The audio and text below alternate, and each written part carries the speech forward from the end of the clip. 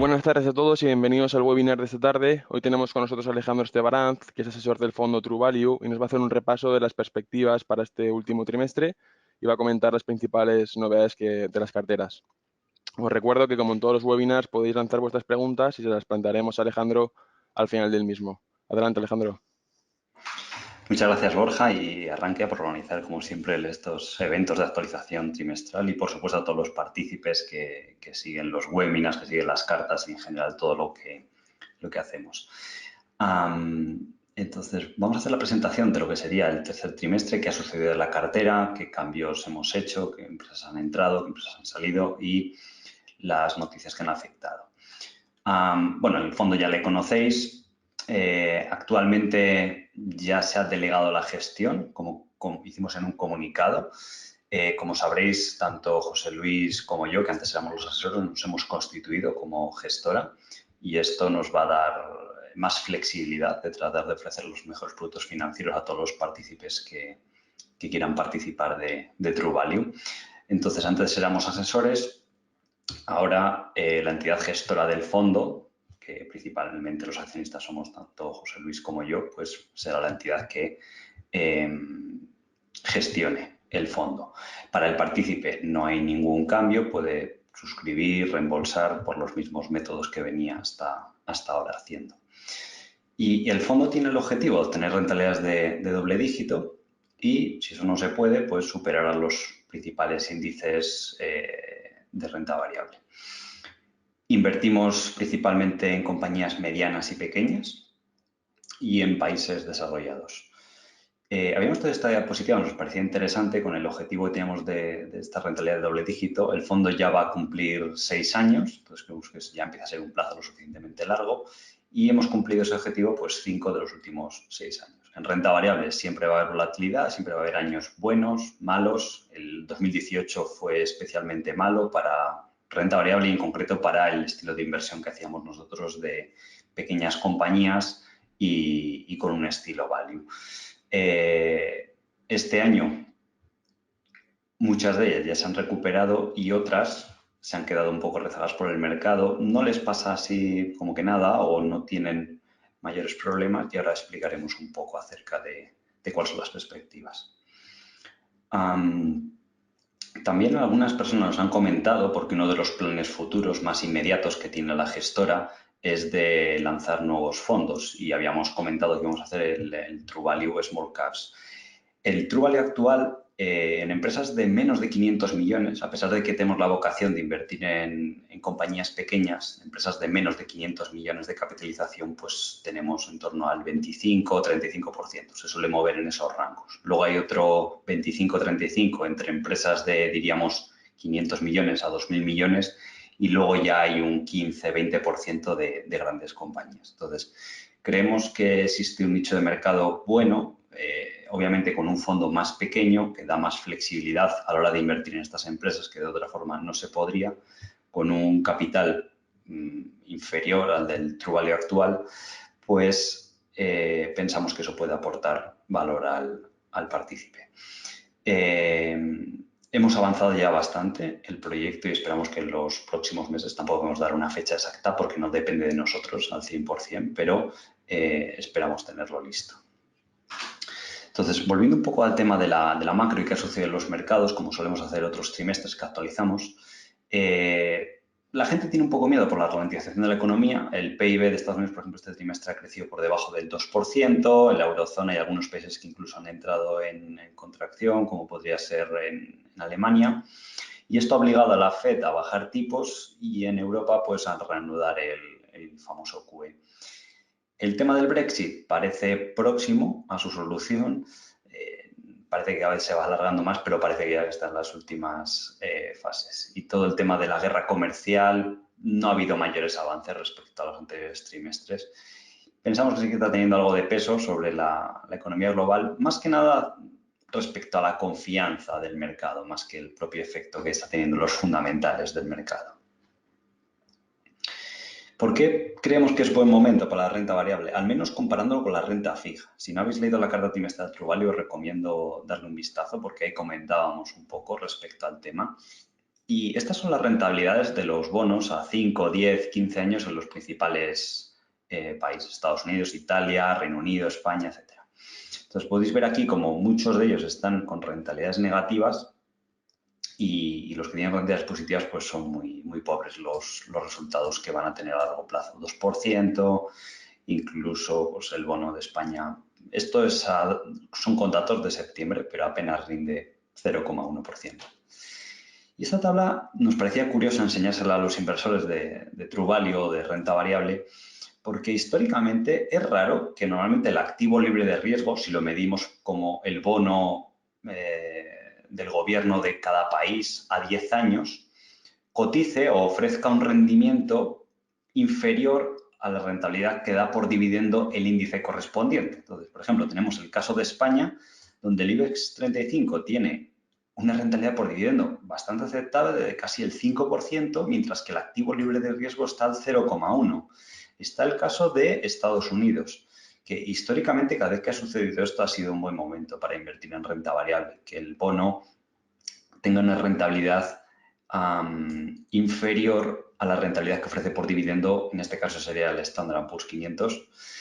Está el caso de Alemania, con el bono en negativo y el índice alemán rinde un 3,3%. Y además hay que pensar que históricamente el mercado exigía más rentabilidad a los bonos que al dividendo del índice de cada país porque ese bono no iba a ir subiendo la remuneración que te pagaba, mientras que los índices poco a poco sí que van subiendo esa remuneración porque las empresas ganan más dinero por el crecimiento que tienen, porque reinvierten los beneficios y nos encontramos en situaciones como la actual. Y no es un caso aislado de Europa, o sea, en Estados Unidos, Canadá, sucede lo mismo, nos gusta invertir también mucho en Canadá y es algo generalizado. Entonces, era un poco lo que comentábamos en la carta. No sabemos lo que hará la renta variable en los próximos 12, 24 meses, pero a 5 o 10 años seguramente lo va a hacer mejor que invertir en renta fija. Y los inversores están pagando un precio muy alto por esta supuesta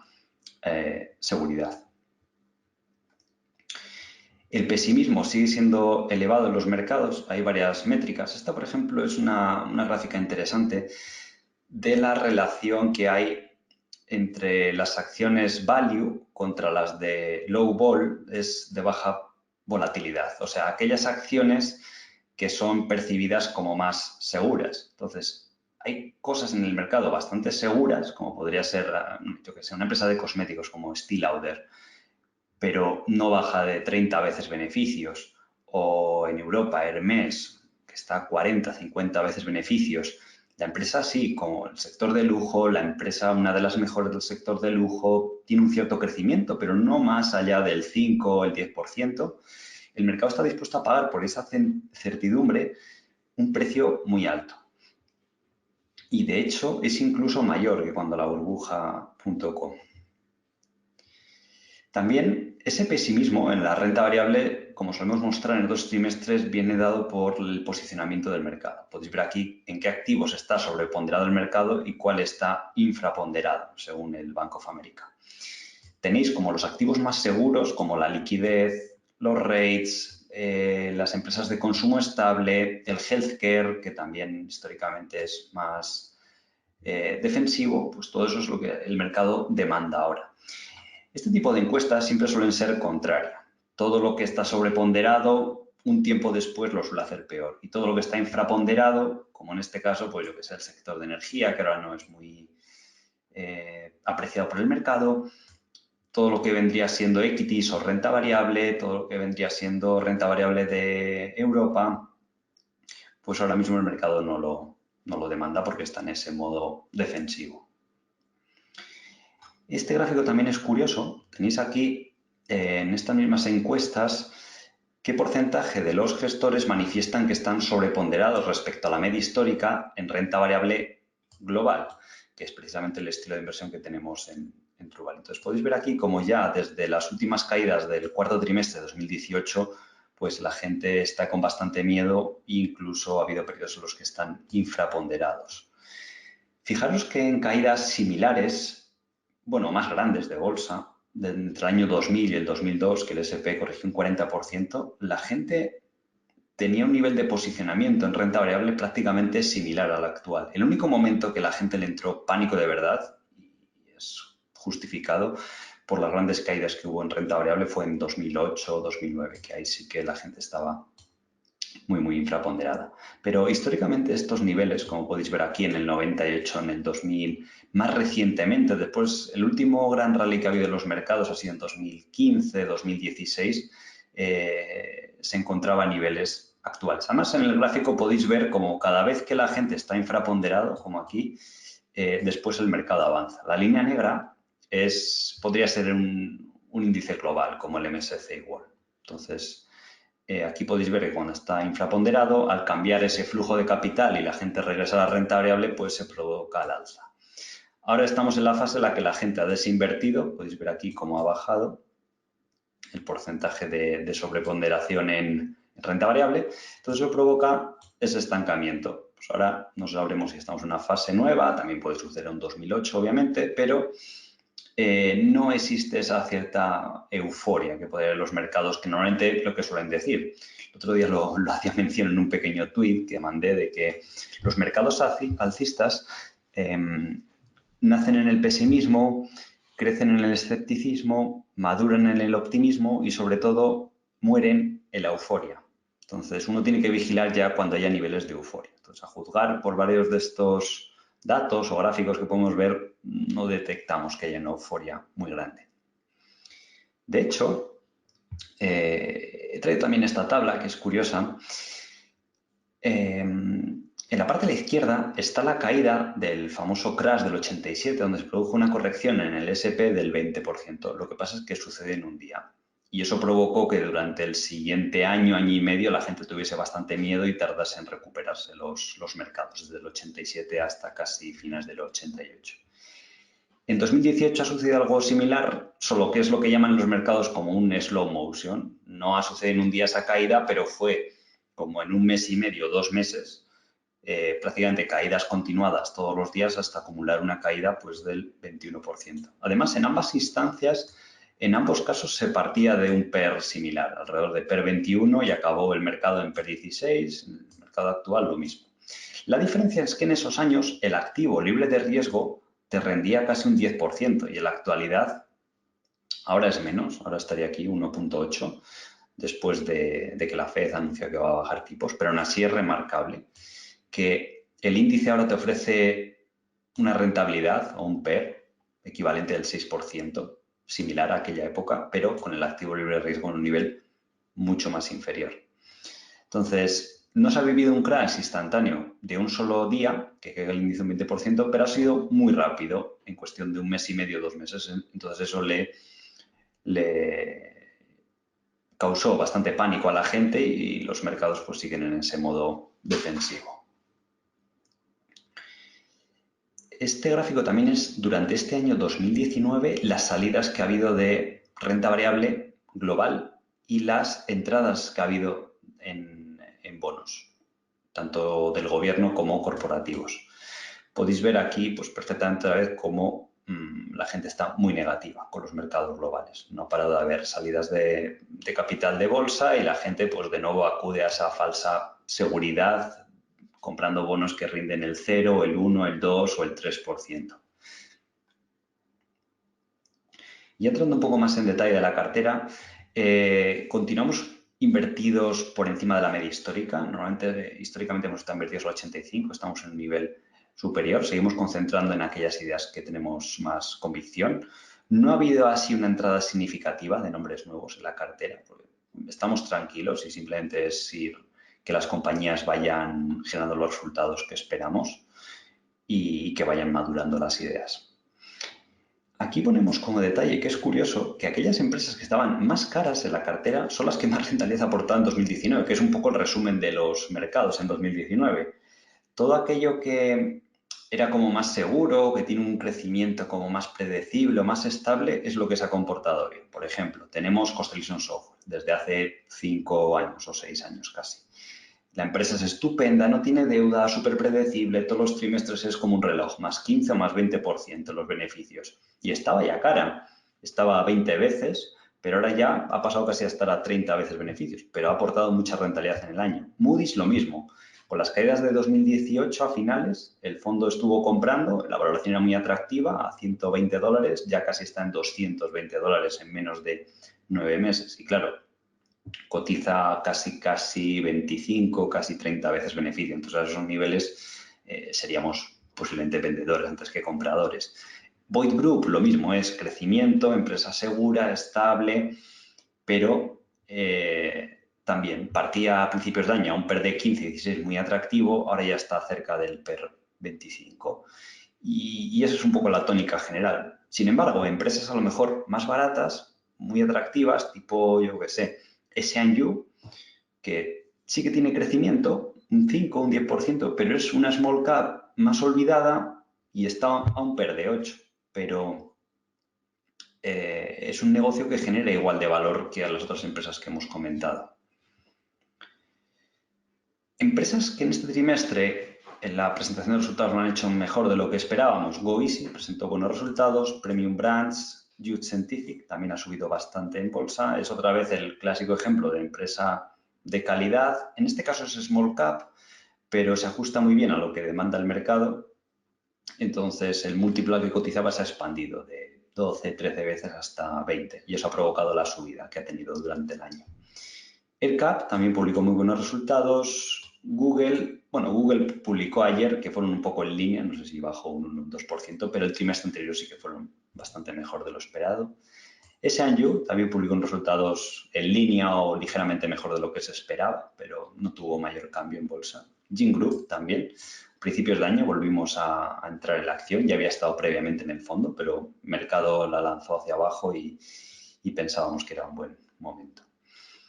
El punto negativo de empresas que lo han hecho peor de lo esperado, pues principalmente el fondo se ha visto penalizado en el tercer trimestre por el sector de Haití de Francia. En 2015, 16 y 17 aportó mucha rentabilidad al fondo y ahora han sucedido tres efectos que ya comentábamos en la carta trimestral. Primero, ha habido una inflación salarial en el sector. El 70% de los costes de estas compañías es el personal.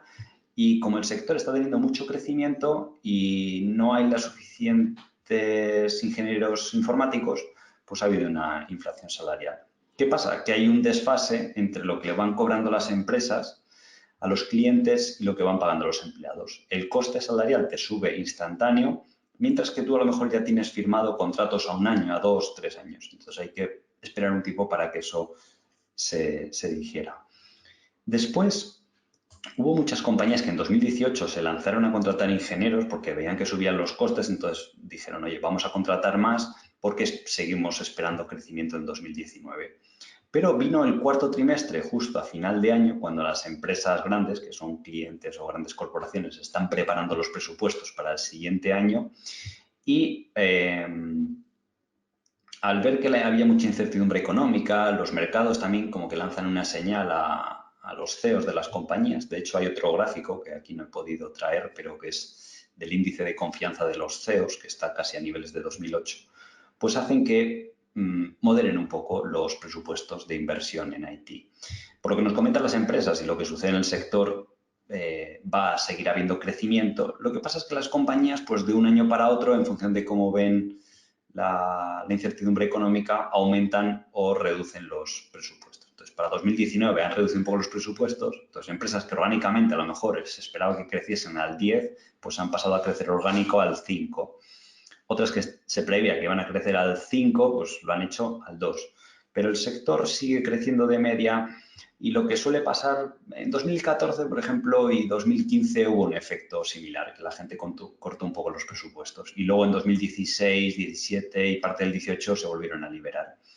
Son inversiones que al final tienen que hacer las empresas y que antes o después, pues el retorno al crecimiento vuelve. ¿Cuál es el efecto negativo de eso? Que muchas de las empresas que hemos comentado, que están en cartera, habían contratado y esos ingenieros anticipando ese crecimiento, pero sucedió justo esa coyuntura de mercado en el último trimestre. Entonces, por un lado, se han encargado de una plantilla un poquito más cara y la utilización de los ingenieros, que es una métrica clave a mirar en estas empresas, pues se ha reducido. Creemos que es una situación transitoria por varios factores, porque si el crecimiento no retorna, pues las empresas despedirán o se desharán del exceso de plantilla. Eso ayudará a aumentar los márgenes y también ayudará a que la inflación salarial en el sector se relaje. Si el resto de compañías de IT también se deshacen de la plantilla que tenían sobrante, porque se espera un menor crecimiento, también va a hacer que el equilibrio entre oferta y demanda de ingenieros se estabilice y los márgenes volviesen al nivel anterior, quizás con un poquito menos de crecimiento orgánico. Y el segundo escenario es que el crecimiento vuelva a lo que se estimaba para el sector, el grado de utilización de los ingenieros aumente y con lo cual aumentarían los márgenes. Entonces, por eso creemos que es bueno aumentar en estas compañías. En concreto, el fondo estuvo comprando más acciones de Humanis. Además, la propia empresa ha reanudado la recompra de acciones, que llevaba casi 2 años sin hacerlo. Entonces, cada vez que históricamente Humanis ha recomprado acciones así agresivamente, ha sido buen momento para invertir en la compañía y las decisiones de capital allocation de la empresa son buenas. De botín también hemos aumentado. Las acciones llegaron a cotizar a 110, 115 euros, corrigieron hasta 70, 75 y en ese momento el fondo aumentó. De nuevo, redujeron un poquito el guidance por esta inflación salarial del 11 al 10%, ¿vale? de márgenes, de beneficio. También parte de esta reducción es porque hay un día laboral menos en el calendario y eso les afecta, no mucho, pero quizás un 0,5% y el otro 0,5% es por el aumento de los costes. Pero con todos los profesionales del sector que hemos hablado, la reputación que tiene la compañía, es una empresa líder dentro de lo que hace y está muy bien posicionada y casi cualquier persona que preguntes la opinión es muy buena, ya sea dentro de la comunidad inversora o dentro de la comunidad tecnológica. Entonces está cotizando realmente barato y ahora ampliaremos un poco más durante la presentación. Grupo Open, más de lo mismo. Es una empresa un poco más débil, que podría ser otras empresas que están en el fondo, tipo Ubey o de Botín, que están mejor posicionadas, pero al múltiplo al que cotiza es muy, muy barato. Y MTI, dentro ya de las sorpresas negativas que ha habido en la cartera, está MTI Food, que ahora ampliaremos un poquito más esta empresa y por qué ha bajado alrededor de un 15 o un 20% en bolsa. Como siempre solemos hacer, os traemos el cuadro resumen de las 20 principales compañías del fondo. GoEasy a principios de año cotizaba bastante barata, PER 7, ahora ya está PER 11 con la subida que ha tenido, llegó a cotizar a $35, ahora está en 60. Premium Brand ya hemos comentado, MTI Food ahora hablaremos. Versailles es algo estable, va componiendo capital y como dijimos en la carta trimestral es una inversión muy, muy asimétrica. Básicamente ahora Buffett es el nivel en el que recompraría acciones y al igual que Humanis, cada vez que ha recomprado acciones ha sido un buen momento para invertir en Versailles. Entonces, no es una idea como que muy innovadora y demás y siempre tenemos la vocación o la tendencia a invertir en small caps, pero si aparecen inversiones buenas, históricamente también hemos realizado buenos retornos en grandes compañías, pues creemos que es lógico aprovecharlo. En Kexen no ha habido mayor novedad. Publicó resultados semestrales, les bajaron un poco los ingresos porque alguno de los hoteles ha estado cerrado por renovación. Entonces, cuando se acaben esas renovaciones, pues tiene dos efectos positivos, que el CAPEX se reduce aumentando el free cash flow y los ingresos aumentan porque los hoteles vuelven a su capacidad normal y además el precio medio que se cobra por habitación tiende a aumentar cuando haces esas renovaciones. Jude Scientific, ya hemos comentado antes, publicó buenos resultados, el PER ya es más exigente, aún así vamos a seguir invertidos. Google también, estamos muy tranquilos, muy buena empresa, no está cara para el crecimiento que tiene. Nosotros estimamos un crecimiento del 15, ha reportado últimamente crecimientos del 20. Humanis, a pesar de la caída, estará a unas 8 veces beneficios con el nuevo guidance que han dado, pero si los márgenes retornasen al nivel anterior, estaría cotizando a unas 4 o 5 veces beneficios. Ellos siguen manteniendo el plan estratégico que tienen a 3 años, que es de facturar 400 millones con márgenes cercanos al 10%. Puede que lo hagan, puede que no, pero aunque se queden cerca, imaginemos que hagan 350 millones o 300, que vemos que es factible, sobre todo con la línea de crédito de financiación que tienen para hacer adquisiciones, la compañía valdría más del triple. No sé si está cotizando a 5 euros, pues incluso en ese escenario conservador valdría más de 15 euros. Y ya, por supuesto, si alcanzan el plan estratégico, nos iríamos a valoraciones por encima de los 20 euros. Constellation Software no necesita más update, siempre publica y el negocio no hay mucho sobresalto. S&U ya hemos comentado antes. IPCO publicó resultados un poquito más débiles por algún problema operativo que habían tenido, pero la valoración es muy, muy atractiva, incluso con los niveles actuales del petróleo. Grupo Open ya hemos comentado. SSNC también redujo un poquito el crecimiento orgánico y eso hizo que el mercado la penalizase un poquito y el fondo ha estado incrementando. Esta es una de las posiciones que nos parece atractiva y que esperemos que dé sus frutos en los siguientes trimestres y años.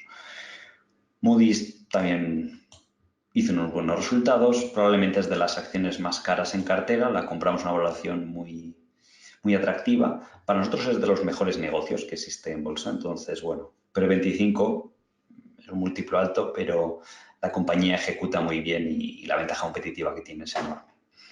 Luego estarían las empresas de leasing aéreo, Airlease y AerCap, que en general han publicado buenos resultados. Airlease tiene que publicar todavía este trimestre, al igual que AerCap, pero son empresas muy predecibles que lo hemos estudiado en la crisis, lo hacen bien y nos parece muy interesante que el mercado las ofrezca un PER de 7, 8 veces. En enero estaban mucho más baratas, estaban entre PER 5 y PER 6, han subido algo en bolsa. Y el tema del Boeing, del 737 MAX, que a veces algunos inversores nos preguntan, no les afecta a estas compañías, básicamente porque si el avión se resulta que no es viable y nunca llega a volar y demás, lo que crea es un desequilibrio entre oferta y demanda de aviones. Y sobre todo Airlease, al estar en las primeras posiciones de entrega de los aviones de última tecnología, los que demanda el mercado, haría que el valor de su portfolio actual y sobre todo de esas posiciones de entrega que tienen se vieran muy incrementadas y eso les ayudaría, sobre todo a las empresas de leasing, eso, que tienen un portfolio de aviones muy moderno y que están en los primeros puestos de entrega. Y eso es precisamente lo que hacen AerCap y Airlease. Entonces, en el supuesto caso de que se produjera un escenario muy, muy desfavorable, les acabaría hasta beneficiando. De Tinexta no ha habido mayor update. La empresa la compramos realmente a 6 veces free cash flow. Ahora ya se ha doblado en bolsa y está a unas 12 y sigue estando atractiva, no tanto como a principio del año, pero sigue siendo muy interesante. Grupo Guillín presentó resultados el otro día. Todavía el precio de las materias primas ha bajado, con lo cual los márgenes estimamos que seguirán expandiendo en la segunda mitad del año. Y por lo demás, pues muy tranquilos a niveles de entre 15 y 17 euros, porque las acciones cotizan a un PER de 7 o 8 veces y son beneficios teóricamente deprimidos, que hay espacio para que mejoren los márgenes. Y de Devoteam ya hemos comentado antes.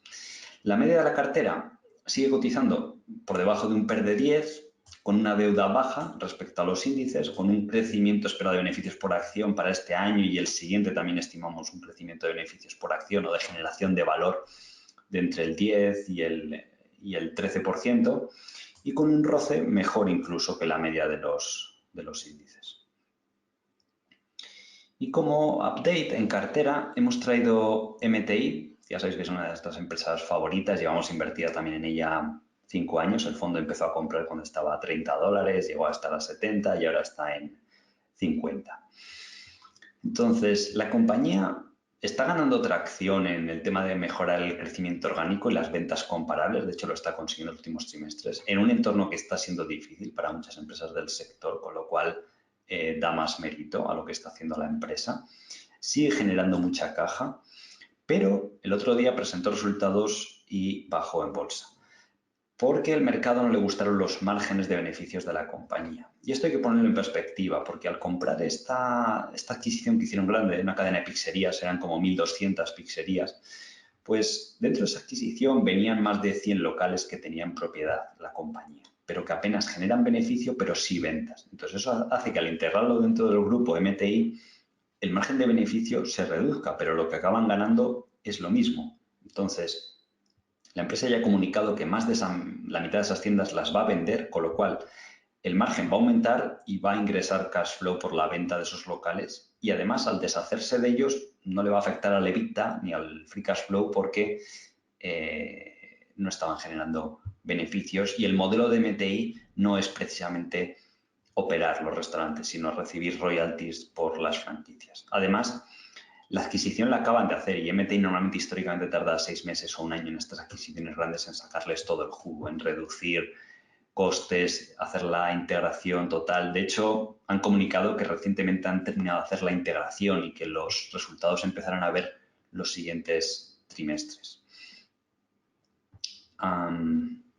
Y también otro factor que afectó a los márgenes es la parte de distribución de comida, que es un negocio que en el año pasado, en este tercer trimestre, tuvo por factores temporales un aumento de ventas y con el consiguiente aumento de márgenes y que este año en el Q3 no se ha dado y la empresa ya ha confirmado que ese aumento puntual de ventas se va a dar en el Q4, pero que acabará sucediendo. Además, con la adquisición de Papa Murphy, eliminan la estacionalidad que tenía el negocio. O sea, el negocio no es cíclico, pero sí que es estacional, porque tienen muchas heladerías que producían ese beneficio en los meses de verano. Y con la adquisición de las pizzerías es al revés. La gente le apetece más tomar pizza pues, cuando hace frío, cuando no hace tanto calor. Obviamente en verano no la demanda se resiente en este tipo de negocios. Entonces, con eso lo que han hecho es estabilizar a lo largo de todos los meses y que sea un negocio todavía más predecible de lo que era. También la gente ha visto que el endeudamiento ha aumentado, pero sin haber integrado la mayor parte de Papa Murphy o que tenga el efecto de llevar 12 meses dentro de la compañía. Por eso el EBITDA va a aumentar este año, en 2019, pero no tanto como en 2020, que ya llevará la empresa pues casi un año entero dentro de esa adquisición y el ratio de endeudamiento pues se reducirá. Entonces, aquí os hemos traído un pequeño modelo financiero. Este año creemos que es bastante probable que haga normalizado entre 110, 115 millones de free cash flow y el año que viene, con las adquisiciones que ya ha hecho, a nada que extraiga un poco de sinergias de Papa Murphy y alguna adquisición más que haga, pues el free cash flow iría hasta 130 millones. Valoramos a un price, free cash flow, o un PER ajustado a ese free cash flow de 16 veces, que es la media histórica que ha cotizado de MTI. Nosotros pensamos que debería cotizar a un nivel superior, cercano a las 20 veces o por encima, porque es un negocio que no tiene nada que envidiar a otras empresas de calidad que tenemos en el fondo.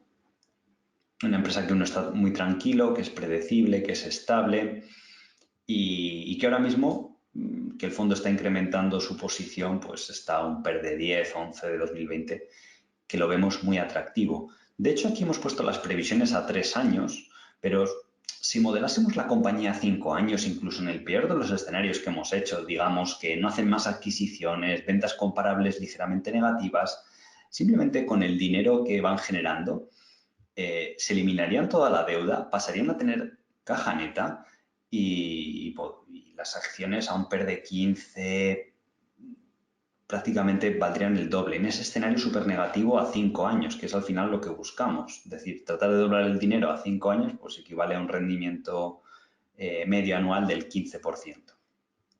Pero a nada que la empresa siga ejecutando, que es probable, ellos siguen siendo muy optimistas, la entrada en Estados Unidos cada vez tiene una plataforma más sólida para crecer en ese mercado y es un mercado muchísimo más grande que lo que han construido en Canadá, que en Canadá han sido capaces de construir una empresa de $1 billón, pues en Estados Unidos ven capacidad de muchísimo más crecimiento y desde luego que tienen las herramientas necesarias, el nuevo equipo directivo nos gusta mucho lo que está haciendo, entonces por eso seguimos siendo bastante optimistas con la empresa. Y respecto a Devoteam, ya hablamos alguna vez de la compañía. En el entorno de los 75 euros el fondo ha vuelto a incrementar su posición. Las acciones han caído mucho más de lo que lo han hecho los fundamentales. Con otros gestores de Francia que hemos hablado también les parecen exageradas las caídas. Y simplemente se debe a esto una una reducción en los márgenes operativos del 11 al 10%. El negocio sigue creciendo a una tasa muy elevada, por encima del 10%, cuando muy pocas empresas del sector IT de Francia lo están haciendo. Está posicionada y cuanto más vamos conociendo la compañía, más vamos hablando con profesionales del sector, está posicionada exactamente en las tecnologías más demandadas, las que mejor se van a comportar durante los siguientes años. Y creemos que ese crecimiento por encima de la media, esa estabilidad, es una empresa que no tiene deuda, tarde o temprano será recompensada por el mercado. Entonces, actualmente está cotizando a 12 veces free cash flow de este año, incluso algo menos si le quitásemos la caja que va a tener a final de año. Y de nuevo, igual que el ejemplo de MTI, si la modelásemos a 5 años, que aquí no hemos puesto las proyecciones, pero que nosotros sí que las hacemos, incluso con crecimientos conservadores para los próximos 5 años, generaría solamente en caja, aunque no haga adquisiciones, que es un poco lo que le da el miedo al mercado, que las adquisiciones en el sector de IT de Francia también están un poquito caras y eso les está frenando un poquito el crecimiento. Simplemente a base de acumular caja y ir apostando por ese crecimiento orgánico, las acciones llegarían a estar a un PER ridículo, como de 5 veces, excluyendo la caja. Entonces, con que pasasen de PER 5 a PER 10 dentro de 5 años, estaríamos hablando de doblar la inversión. Y ese es un escenario, pensamos, pesimista. Incluso aunque el crecimiento orgánico se frenase a niveles del 5% anual, de nuevo, gracias a esa acumulación de caja, las acciones también bajarían a múltiplos de 6, 7 veces. Y aunque el mercado simplemente estuviese dispuesto a pagar el múltiplo actual, o sea, no somos más optimistas a nivel de múltiplos. Decir, oye, escenario pesimista, que el crecimiento se ralentiza, márgenes con el nuevo guidance y que la empresa va acumulando caja y no hace adquisiciones, estaremos hablando de un valor el doble del actual a 5 años, 150 euros, lo cual es una TIR pues, que se ajusta al modelo que buscamos en True Value, de rentabilidad de doble dígito. Entonces, esos son los dos principales casos de inversión. Esta vez no hemos explicado empresas nuevas porque el fondo ha estado incrementando en estas ideas que ya tienen cartera, que son empresas que conocemos y que preferimos apostar por ellas y pensar a largo plazo.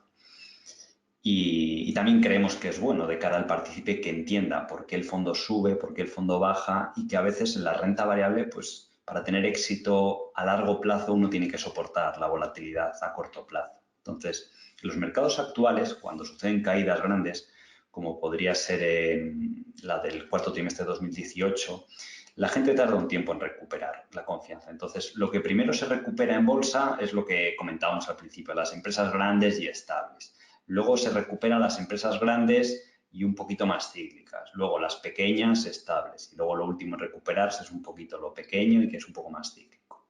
Entonces, estamos viviendo esa fase. Las empresas buenas ya se han recuperado. Últimamente las empresas grandes, pero un poquito más cíclicas, ya están subiendo.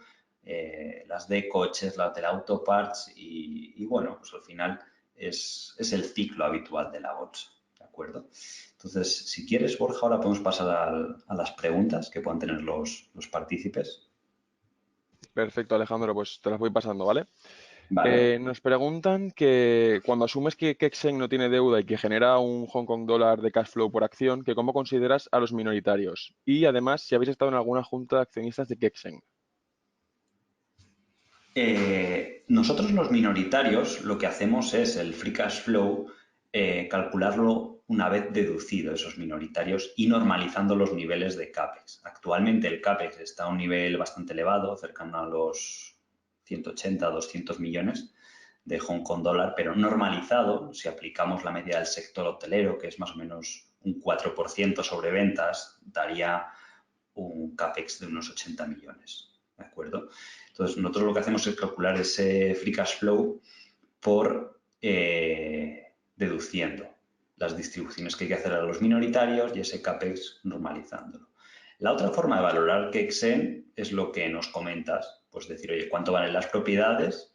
Le sumas la caja y le restas los intereses minoritarios. Y ahí pues llegarías a un valor de unas, depende, entre 22 Hong Kong dólar y 27. Depende de la valoración que hagas, pero esa sería la banda.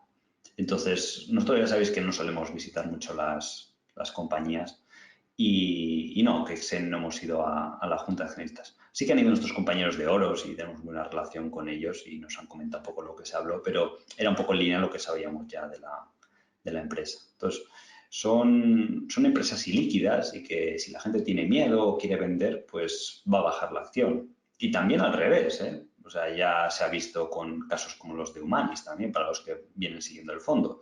Son acciones ilíquidas que cuando la gente quiere entrar en masa, pues suben mucho y muy rápido, en muy poco tiempo. Entonces, más razón para estar invertido en el fondo porque no sabes cuándo eso va a suceder y que cuando bajan, pues también sucede lo mismo. Entonces, en ese caso, lo único que te queda es o mantener tu posición o incrementar. De acuerdo. La siguiente pregunta nos dicen que qué opinión te merece que Enhouse haya despedido recientemente a uno de sus equipos de M&A por algunas deficiencias de proceso. Lo vemos como noticias menores, al fin y al cabo, en estas empresas pequeñas. No creemos que afecte. O sea, el histórico, vamos, no sé, al menos el equipo de M&A que ha gestionado, pues históricamente ha hecho un buen trabajo. O sea que, Vale, ¿y cómo compararías la cultura de Enhouse y Constellation? hombre, a juzgar por las cifras históricas también Constellation ha hecho un mejor trabajo, ¿de acuerdo? Lo que pasa es que en House tampoco se le queda atrás. O sea, es una empresa que más o menos en las adquisiciones ha realizado una TIR o un retorno, tenemos calculado entre el 15 y el 20%. Entonces, están reinvirtiendo la mayor parte de lo que ganan, no todo lo que generan, pero sí un buen porcentaje. Entonces, a largo plazo es lógico, siguen manteniendo ese nivel de retornos en las adquisiciones, las acciones respondan en bolsa de la misma forma. Obviamente, como siempre decimos, a 3, 5 años, pero nos parece muy interesante. La empresa tiene una posición de caja muy interesante que no les da miedo usar y que si viene una crisis les puede beneficiar. Y para el tamaño que tiene in-house comparado con Constellation, pensamos que todavía pueden acceder a adquisiciones muy interesantes. Obviamente que nos gustaría que fueran como Constellation cuando capitalizaba Constellation, ahora está capitalizando cerca de 30 billion, pues como cuando Constellation capitalizaba pues eso, 2, 3 billion y estaba a $100, que tienen un crecimiento también bastante alto, de entre el 15 o el 25%. Es curioso porque Constellation, a pesar de crecer, no se ha ralentizado ese crecimiento, a pesar de ser una compañía más grande. Entonces, en in-house sí que es verdad, viéndolo desde fuera, que podrían ser más agresivos, usar la caja que tienen, pedir incluso deuda puntualmente, pero aún así han hecho un buen trabajo. O sea, si uno ve el free cash flow de in-house, nosotros la primera vez que invertimos en in-house, si in-house cotiza ahora en $36, creo que invertimos a la mitad, en 2014 a $18. En esa época estaban haciendo 50 millones de free cash flow, ahora han pasado 6 años y están haciendo cerca de 100 millones de free cash flow. Entonces, equivale a una TIR del 15%, del 13% más o menos, en 6 años, que está muy bien. Y a la vez la posición de caja, yo me acuerdo cuando compramos la primera de la compañía tenía unos 100 millones en caja o 70 y ahora tiene el doble. O sea que no solo has doblado el free cash flow, sino que tienes incluso más caja todavía. Por eso estamos tranquilos. Lo único que podrían mejorar, más que ese aspecto de la reinversión, es a lo mejor el crecimiento orgánico, que tuvieran un poquito más de crecimiento orgánico, tipo Constellation, pero por ponerle una pega. Muy bien. La siguiente pregunta nos dicen que qué piensas sobre la presunta contabilidad creativa de MTI y la falta de crecimiento sin contar las adquisiciones. La falta de crecimiento sin contar adquisiciones ya hemos comentado alguna vez, hicimos un vídeo, una tesis muy larga acerca de ello. Entonces, eso viene siendo así los últimos 10 años o los últimos 12 años. Y eso no ha impedido que las acciones hayan pasado de $10 a casi más de 70 en los últimos años. Bueno, incluso menos. En 2009 no sé si llegó a cotizar a $5. Entonces, no es una historia de crecimiento orgánico, sino más bien de fusiones y adquisiciones. Entonces, y respecto a contabilidad creativa y demás, no tenemos constancia de que estén haciendo nada raro. Simplemente cambiaron la forma que tenían de reportar el segmento de la distribución de comida. Antes lo reportaban en términos netos de, oye, yo lo compro a 100 y lo vendo a 80, pues reportaban 20 en ventas, con lo cual eso era 100% margen. Y ahora no, ahora reportan 100 en ventas, 80 en costes, con lo cual el margen ya no es el 100%, es 20% sobre 100, por poner números redondos. Entonces, o sea, la reputación de la compañía y demás nos parece impecable. Que hay gente, yo entiendo que hay muchos partícipes del mercado que dicen, no, es que el crecimiento orgánico es cero y demás. Y precisamente por eso están baratas las acciones. Pero vamos, que en 2014 uno mira a la empresa y sucede lo mismo. La empresa se ha doblado, el free cash flow que genera también se ha doblado y eso no ha impedido que la acción valga el doble. Entonces, lo que a nosotros nos preocuparía en MTI, al final cuando uno invierte tiene que centrarse en los 2 o 3 principales drivers fundamentales en torno a una nueva idea de inversión. Lo que nos preocuparía en MTI es que empezasen a pagar de más por las adquisiciones. Eso creo que sería el principal problema. Incluso que alcanzasen una fase de madurez donde no pudiesen hacer más adquisiciones, simplemente a base de devolverte dinero al accionista, el retorno que haría un inversor sería bueno. De acuerdo. También varias personas nos preguntan sobre si puedes comentar IPCO en profundidad y también nos dice una persona que si la compañía dice que tiene un net asset value en el entorno de los $12 y cuál es tu opinión al respecto. Sí, nosotros hay que decir que las compañías de petróleo históricamente no cotizan casi nunca a ese net asset value. Es como el ejemplo que hemos puesto antes de Kexen. Puedes decir, oye, el net asset value es 25 o 27, pero siempre históricamente ha cotizado con un 30% de descuento. Las compañías de petróleo es igual, principalmente porque el mercado sabe que ese net asset value puede cambiar muy rápidamente en función de los precios futuros del petróleo.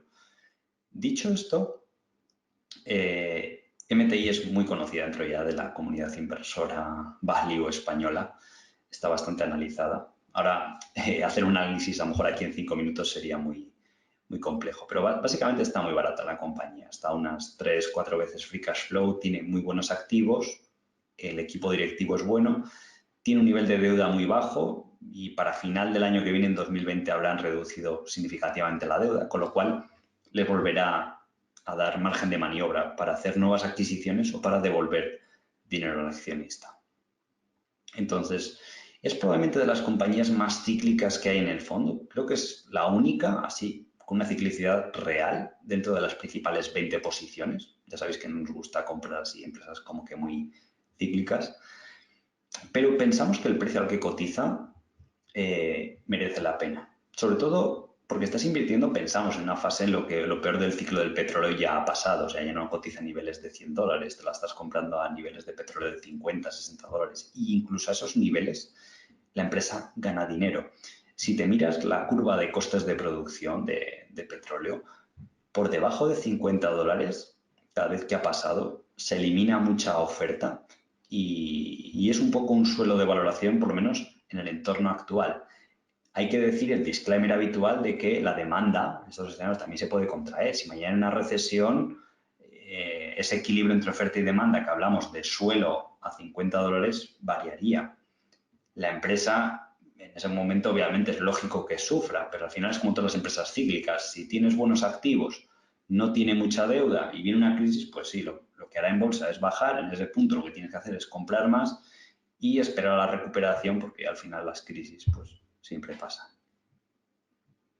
De acuerdo. Nos preguntan también que cómo puede afectar la disminución de capital del fondo en los tipos de empresas que se puedan comprar.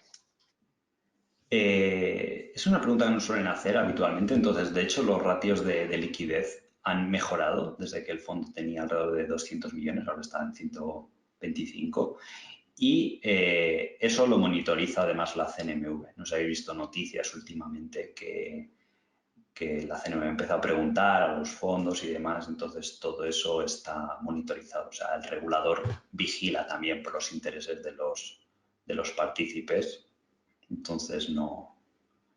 Como dato, lo que podemos decir es que en menos de 9 días, 10 días de operativa, el fondo podría devolver el 70% del capital. Como dato interesante, o sea, en 7 días o 9, 10 días, más o menos 2 semanas de operativa, el fondo podría devolver más de 2/3 partes del capital. Y eso nunca sucede en un fondo de inversión, que un reembolso así de esos niveles. También nos preguntan acerca de que tu opinión acerca de las últimas adquisiciones o inversiones que ha hecho Warren Buffett en compañías con un corte más growth. Eh, no recuerdo que entre las principales posiciones haya hecho inversiones growth así a múltiplos muy altos. O sea, a lo mejor, bueno, Amazon ha invertido. Lo que pasa es que no lo ha hecho Warren Buffett directamente, sino los gestores que tiene. Y entre las principales compañías, Apple, pero es una compañía de tecnología, pero tampoco tiene mucho crecimiento. Entonces, entre las principales que ha hecho recientemente, no recuerdo así ninguna, salvo Amazon. Vale, nos preguntan también que cuáles o cómo crees que serán los resultados del Q3 de Botim. Para nosotros es indiferente, o sea, al final, o sea, o para participar del fondo debería ser indiferente lo que haga una compañía un trimestre. O sea, no vamos a apostar a decir, oh, hay que comprar justo en el trimestre porque va a ser bueno. Simplemente, viendo lo que han publicado el resto de compañías, pues será en línea con lo que publica el resto del sector. Vale, también nos preguntan que tu opinión acerca de Infotel y que en la última presentación o conferencia hablaste de que era una muy buena oportunidad, pero sin embargo todavía no supera el 1% del fondo. Sí, esa es la clásica compañía que precisamente toma relevancia a un fondo de small caps, ¿vale? Podría ser el candidata perfecta a decir, oye, pues una compañía que tiene una posición de caja muy grande, que es líder en su sector y que la valoración que tiene dentro de lo que hace es como de botín es altísima, los fundadores son muy capaces, la dirección de la compañía también es buena, pero la liquidez que tiene es muy baja. Es como Ubey, muy buena empresa, muy bien dirigida, no está especialmente cara. El 80% del negocio de Infotel, al igual que el de Ubey, es recurrente, o sea, son empresas muy estables. Comparado con lo que comentábamos antes de que el mercado está dispuesto a pagar múltiplos altos por empresas que tienen mucha recurrencia o que están teniendo mucho crecimiento orgánico, dentro de grandes compañías, si yo te muestro una empresa como Infotel, que tenga crecimiento orgánico del 6 o del 7, con 80% de ingresos recurrentes, el mercado te la valora hoy en día a 30 veces beneficios. Sin embargo, tienes la pequeña, empresa un poquito más desconocida, con las mismas características, pero está a 10 veces beneficios, excluyendo la caja que tiene. Y esto uno podría decir, no, es que siempre ha sido así. Pues es al revés. O sea, de hecho, estas small caps normalmente han cotizado con prima respecto a los homólogos de empresas más grandes, porque el mercado sabe que hay más posibilidades de crecimiento y que los retornos históricamente en ese sector en ese segmento del mercado han sido mejores. Entonces, para ese tipo de situaciones cobra interés ese tipo de fondo con un capital limitado y que pueda tomar ventaja de ese tipo de situaciones. Preguntan también que si tenéis bajo radar alguna empresa del mercado nacional o en especial del MAP. No, salvo ahora mismo tenemos una posición muy pequeñita en Global Dominio, pero salvo esa, no ha habido más en el radar, sobre todo porque vemos un montón de oportunidades. Simplemente yendo a Francia, que está aquí al lado, hay 10 veces más de compañías cotizadas. En el mercado nacional hay unas 100, 200, en Francia hay más de 1.500. Entonces, hay mucho más donde elegir y tiende a uno a encontrar empresas más internacionalizadas o con negocios más sólidos y a mejores valoraciones. Nos preguntan también que cómo os dividís el trabajo, José Luis y tú en el fondo. José Luis era la gestora, es el CEO y hace todas las labores asociadas a ese puesto, que al final lleva muchísimo trabajo, y yo tengo la situación de director de inversiones, junto con Fernando, que se ha incorporado como analista. Lleva ya formándose con nosotros más de 2 años y eso es un poco la división que tenemos hecho. Luego todas las decisiones se toman por conjunto. Obviamente yo, el área de José Luis, le echo una mano y él también nos ayuda o nos apoya en la gestión. Entonces, y luego también las decisiones siempre son consensuadas. Si al final alguien quiere vetar una idea porque no la ve clara, pues se puede. Vale, nos preguntan también si crees que Dominion es una empresa un poco antifrágil en el caso de que pudiera haber algún tipo de recesión por ayudar a empresas a mejorar la eficiencia en costes. Hombre, yo creo que no, o sea, si precisamente la base es esa, que es una empresa que te ayuda a reducir costes, mejorar la eficiencia, pues en una recesión, ¿qué es lo que hacen las empresas? Intentar reducir costes. Al final tiene un componente de contratos también a largo plazo, no es como un IT puramente, sino que tiene el otro segmento de ingeniería, pero es un negocio bastante recurrente. Vale, también nos preguntan si nos puedes confirmar que Kexen tiene una propiedad de 1.000 plazas de parking en el complejo Oceans Gardens en Macao, valoradas en $100.000 $100.000 americanos cada plaza. Sí, ya lo comentó Oros en un vídeo, pero hay en el informe anual hay un apartado que te lista todas las propiedades que tiene la compañía y no sé si eran 1.000 plazas, 800, 900 en ese entorno, ahora mismo no recuerdo de cabeza, pero sí. Y obviamente que se pagan esos niveles, las plazas de garaje en sitios con mucha densidad de población. Podéis ir a Nueva York, Manhattan, Hong Kong, Macao, sitios que hay mucha densidad de población con niveles similares de precios. En el sector inmobiliario vais a ver qué es lo que vale una plaza de garaje. Pues Alejandro, si te parece, lo dejamos aquí. Vale, estupendo. Pues muchas gracias por haber estado con nosotros esta tarde y también muchas gracias a todos los asistentes por haber estado en el webinar con nosotros y os esperamos en los próximos webinars de la semana. Vale, Borja, igualmente, gracias, como bien ha dicho Borja, a todos los asistentes que han venido y nos vemos en el siguiente trimestre de actualización.